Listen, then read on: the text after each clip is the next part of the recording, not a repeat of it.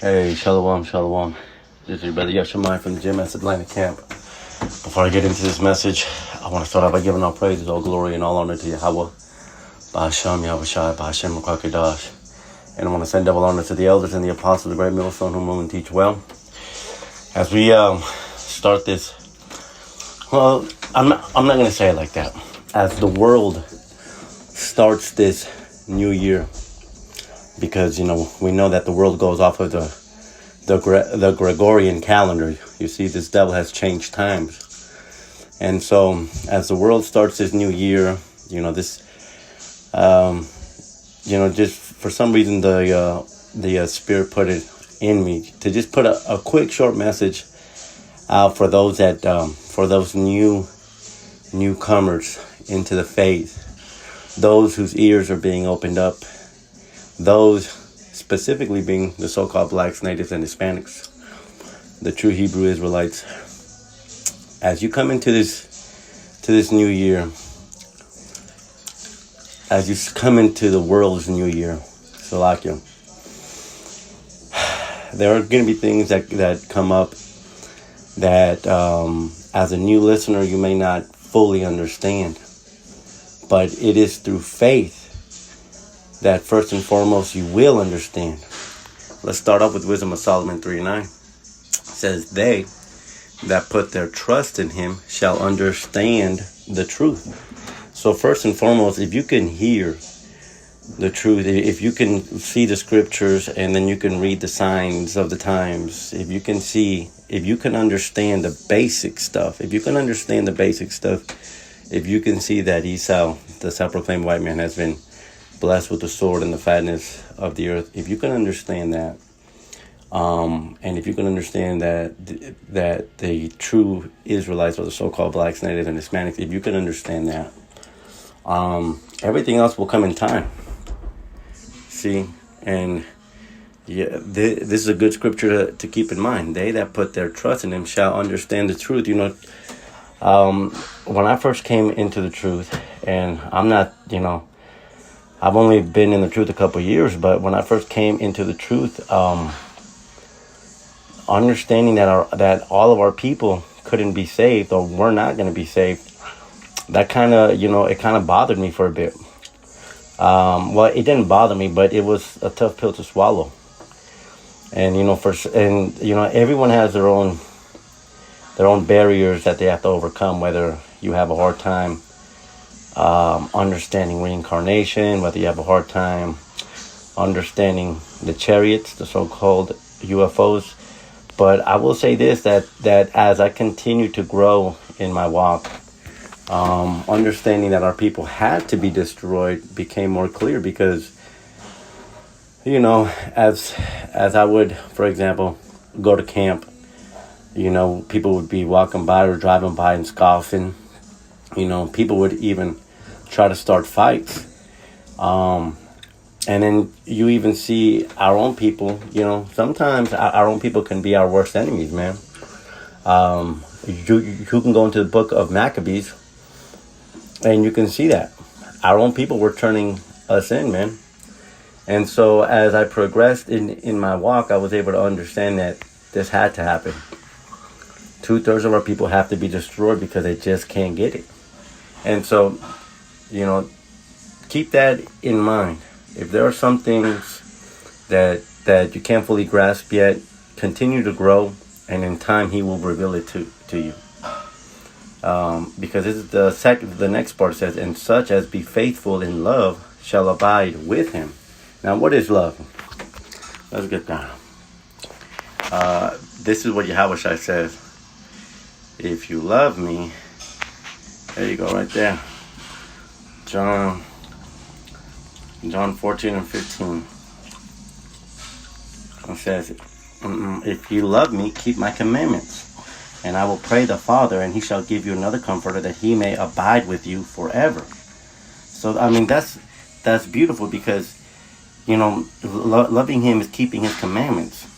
See, these scriptures are much deeper than what we've been shown. So this scripture reads, and such as be faithful in the commandment shall abide with him. Because, for you to uphold the law, for you to observe the Sabbath, for you to observe the dietary laws, for you to, not get, for example, lineups, or for you to let your beard grow, that's all, that's part of the law. And if it's in your spirit for you to try your best to adhere unto the law, well, that's faith, because we're not saved by the law, but doing the law shows the Most High that we have faith in who we are, and it shows the Most High that we have faith in who He is and what He will do. So those that keep His commandments shall abide with Him. For grace and mercy is to His saints, and He has care for His elect. Not everyone can understand this truth, man. Actually 66% of our people, which is 2/3, they can't get it. So if you can hear this truth, abide in His love, abide in His commandments, continue to grow, do what you have to do, and in time He will reveal Himself. Because see, it says, for grace and mercy is to His saints. And while we're on the subject of the saints, who are His saints? Well, Psalms 148:14 says He, talking about the Most High, also exalts the horn of His people. Horn goes into strength. So He's going to exalt us. See, right now we're in a low place according to the curses mentioned in Deuteronomy 28. But it says He also exalts the strength of His people, the praise of all His saints. Now, the praise of all His saints, you see, we have to be consistently crying out. We have to be saying our prayers. We have to be doing the works, because, matter of fact, let's go into Exodus. This is one of my favorite scriptures too, by the way. Exodus 2:23. And it came to pass in process of time, the king of Egypt died, and the children of Israel, see, the saints, the children of Israel sighed by reason of the bondage, and they cried, and their cry came up unto the Most High by reason of the bondage. And the Most High heard their groaning, and the Most High remembered His covenant with Abraham, Isaac, and with Jacob. And the Most High looked upon the children of Israel, and the Most High had respect unto them. See? So the praise of His people are very important. We have to be crying out, because it's through our crying out that we were delivered in the book of Exodus. Says so, but to go back to Psalms 148, that He only cares about the praises of His people, His saints, even the children of Israel, a people near unto Him. Praise ye the Most High, Yahweh Bashem, Yahweh Shai. So everything comes in faith, As we go into this new year, just continue to grow. If you can't,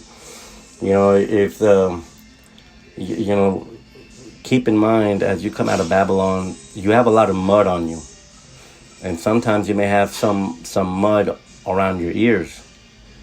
And sometimes the mud gets hard. If you look at mud after a while, when it stays out in the sun, what happens? It almost turns into a clay. And so over time, as you dip yourself in this water, which brings me to another scripture, how shall a young man cleanse his way, right now? Beautiful, man, beautiful. Psalms 119:9.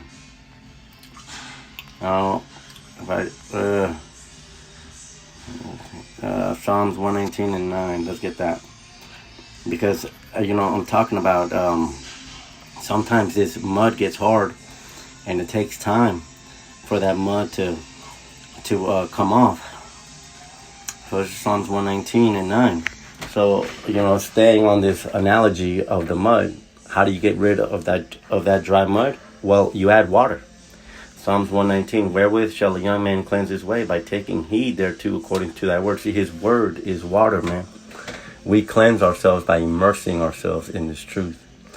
And so if you're having a difficult time understanding one subject, move on unto the next subject and continue to pour that water on yourself. And then sooner or later you will listen to a message, and a message about something else may reveal a completely different subject unto you. So just have faith, man. I'm gonna go ahead and close it out. And until the next time, say shalom.